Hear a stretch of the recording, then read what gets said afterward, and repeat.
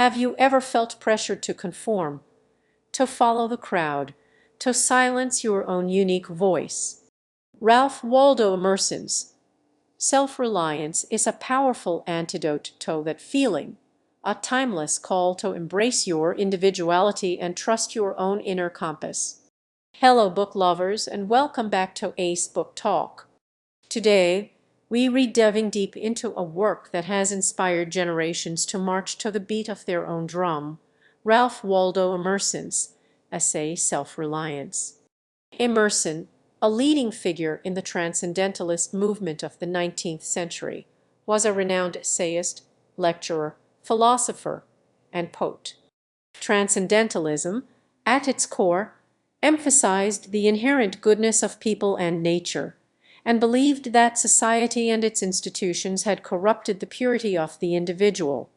This philosophical backdrop is crucial to understanding Self-Reliance, which was published in 1841. Which says,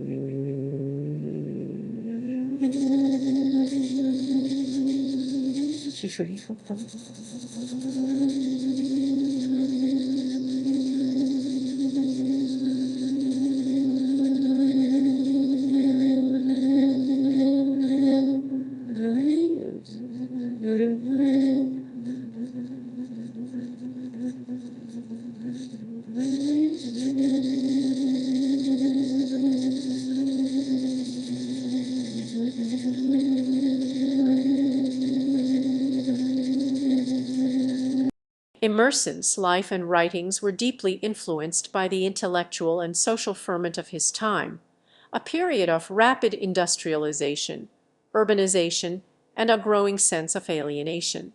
He sought to provide a framework for individuals to navigate these challenges and find meaning and purpose in a rapidly changing world. Self-Reliance isn't a long read, but it's packed with profound insights that challenge conventional wisdom.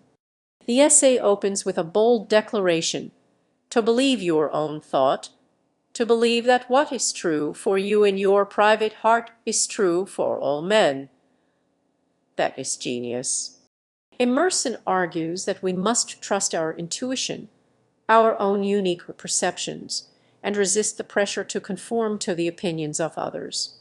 He criticizes what he sees as a societal obsession with consistency, urging us to embrace change and contradiction as natural parts of growth. A foolish consistency is the hobgoblin of little minds, he famously writes, advocating for the freedom to evolve and express ourselves authentically, even if it means contradicting our past selves. Emerson relentlessly attacks imitation as a form of self-betrayal. He encourages us to be original, to create our own path, rather than simply following in the footsteps of others. He highlights the importance of nonconformity not for the sake of rebellion itself, but because true greatness lies in originality and independence of thought. He believes that society conspires to discourage self-reliance, promoting conformity and dependence. We must actively resist these pressures and cultivate our own inner strength. Emerson challenges the notion that we need the approval of others to validate our worth.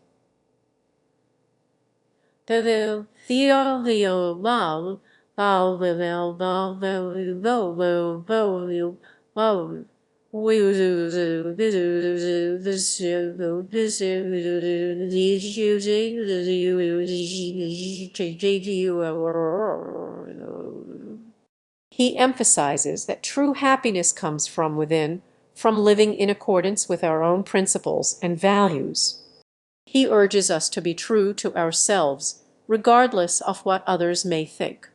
Emerson also tackles the role of prayer and religion in individual life.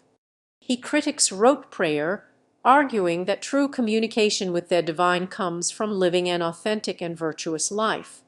He suggests that we should not rely on external rituals or institutions to connect with the spiritual realm, but rather cultivate a direct and personal relationship with the universe. He calls for a more active and engaged spirituality, one that is rooted in self-discovery and personal growth. Further, Emerson explores the importance of work and vocation. He argues that we should choose work that aligns with our passions and talents, rather than simply pursuing financial gain or social status. He believes that true fulfillment comes from engaging in meaningful work that contributes to the greater good. He warns against the dangers of materialism and the pursuit of wealth, arguing that these things can ultimately lead to dissatisfaction and emptiness. He encourages us to cultivate a spirit of generosity and service, using our talents and resources to help others. The essay isn't without its complexities. Some critics have pointed out that Emerson's emphasis on individualism can lead to a neglect of social responsibility and a lack of concern for the needs of others. However, a more nuanced reading of Self-Reliance reveals that Emerson is not advocating for a selfish or isolationist existence. Rather, he is arguing that by cultivating our own inner strength and authenticity, we can become more effective agents of positive change in the world. So, what are the key takeaways from Self-Reliance? First, trust your own intuition and judgment. Trust your own intuition. Don't be afraid to think for yourself and challenge conventional wisdom. Second, embrace nonconformity. Resist the pressure to fit in and express your unique individuality. Third, cultivate self-reliance. Develop the inner strength and resilience to navigate life's challenges. Fourth, live in accordance with your own principles and values. Don't compromise your integrity for the sake of social approval or material gain. Finally, strive to make a positive contribution to the world. Use your talents and resources to help others and create a more just and equitable society. Emerson's Self-Reliance is a powerful reminder that we all have the potential to live extraordinary lives, lives that are guided by our own inner wisdom and driven by a desire to make a difference. It's a call to break free from the shackles of conformity and embrace the freedom of self-discovery. The lessons within Self-Reliance are timeless, offering guidance for navigating the complexities of life and finding meaning and purpose in a world that often tries to pull us in different directions. It's a book that can empower you to live more authentically, more purposefully, and more freely. Thanks for joining me today on Ace Book Talk. I hope this exploration of Emerson's Self-Reliance has inspired you to think more deeply about your own life and your own potential. If you enjoyed this video, please like and subscribe for more book recommendations. Please for